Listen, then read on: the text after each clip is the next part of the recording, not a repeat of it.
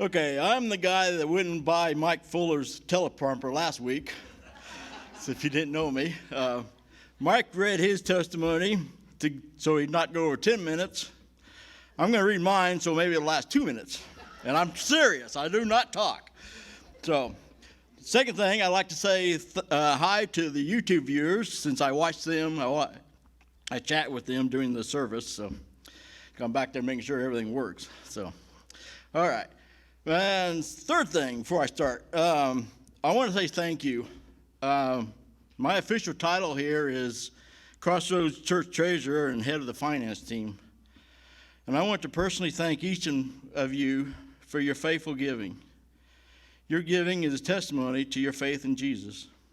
A special thank you for those who took the extra effort to mail in your giving, and to those who learned how to use the church tract to give online. It has been a blessing to see how individuals have grown in their faith by what they give, and so you understand, only God and I know what you give, because I never tell. Nobody knows. So thank you for your giving. Okay, now on what I'm going to do. So I was on the search team because I'm on the board and being treasurer. Plus I ended up being the tech guy too, since Bishop Perry lives in California and didn't want to come to Kansas for each meeting. So I had to learn how to use the Zoom and set it all up. As soon as Jesse put his name in the list, he was my pick. Well, actually, he was my pick ever since the board started reading the book Next for the board meetings. Pastor Jesse fit every positive situation for having a positive and successful transition. So my simple thinking that the first meeting from the search team found out the names that applied, and Jesse was on it. I was ready to vote, give Jesse the job, and go home. I didn't care who else was on the list. My choice was on the list. Well, for some reason, not everyone was thinking like me. Bummer, more meetings. Well, I told God, fine, I will play this game. I would go into the meetings with an open mind. Well, half open mind in business, to be honest. I also told God if Pastor Jesse wasn't his pick, he would have to hit me on the side of the head with a 2x4 to get me to change my mind. So I also fill in as a computer person for CrossRoads. Since Bishop Perry was in California, he didn't want to fly back to all the meetings. I had to learn how to set up Zoom, teleconference meetings, buy the equipment, so that was fun. I have a computer degree and business degree, but I write software for my working job. I know just enough about hardware to know what hardware is.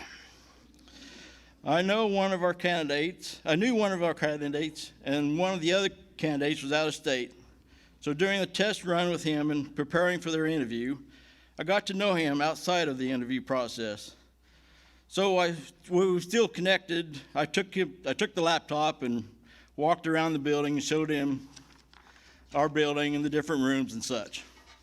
So I got to know him and his wife more than the others. So now I know 3 of the candidates.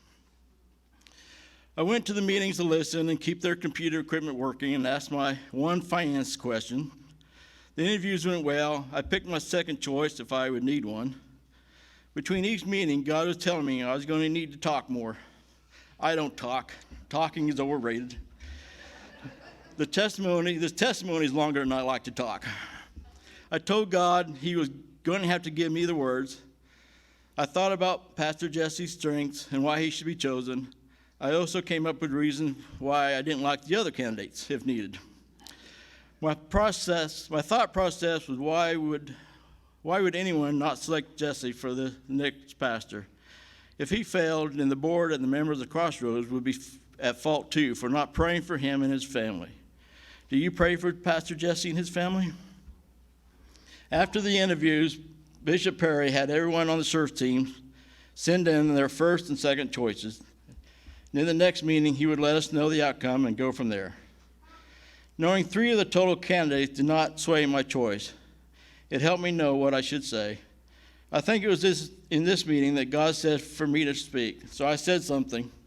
Still probably only talked for a minute, so it wasn't long. Not sure what I said. Not sure if what I said made any difference. But the point, I was asked by God to step out of my comfort zone and talk. Didn't want to, but this selection was important. I had to say what was on my heart. Like my comfort zone, but I have been following God for most of my life. I know what God is asking me to do something, I should do it. It's always the correct thing to do. There's always something else. There's something else that came out of the church team meetings that I would like to share. 2 questions that kept coming up that was asked of the candidates, but I really thought they should be asked of the board and members of CrossRoads Church. Question 1, how do we get the younger generation in our doors? We took the first step by hiring a younger pastor, and what are the next steps? Question 2, what are some outreach events outside of these 4 walls that CrossRoads can do to reach others and tell them of God's good news? If you have any ideas, let the board member, Kelly, or Pastor Jesse know, and be ready to get involved so we can lead others with hurts, hang-ups, and cross. Like I said in the beginning, thank you again for your faithful giving in the last 8 months and in the future. I'm done. Barbara, my wife Barbara has something to do. Hi. So the month of October is Pastor Appreciation, and I would like our pastors to come up, please. Yep. Jesse's like all of us. I'm like, mm-hmm.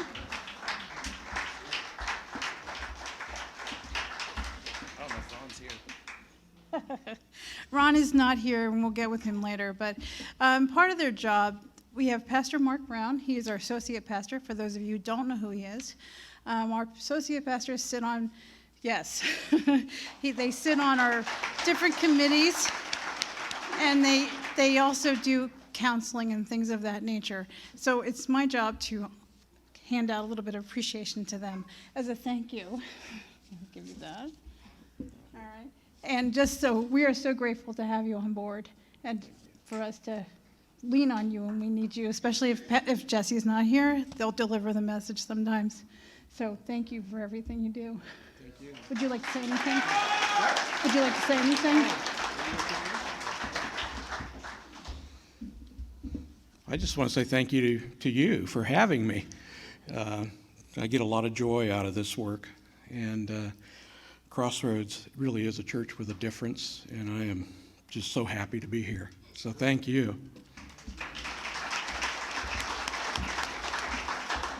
So Ron is not here, Pastor Ron is not here, but next weekend we are honoring him and Jane. So make sure if you can stay for lunch, please do so back in the multi-purpose room right after the service.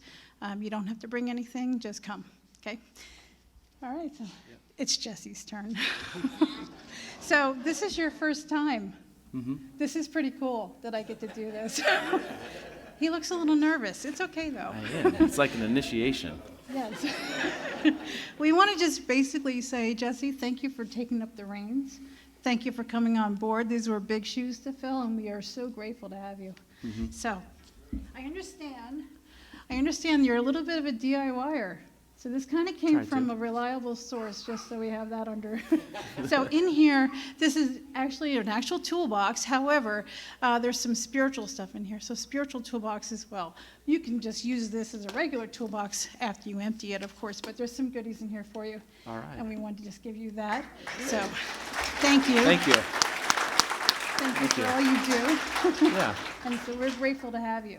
Yep. Well, it's an honor to be able to be called to this position. It's not something that I take lightly, and hopefully that's, you guys can see that I want to be able to serve Christ in a way that's going to honor him, and it's going to bring each one of you just a little bit closer each and every week to who he is and what he would have us do, and who he would have us be. So thank you for this.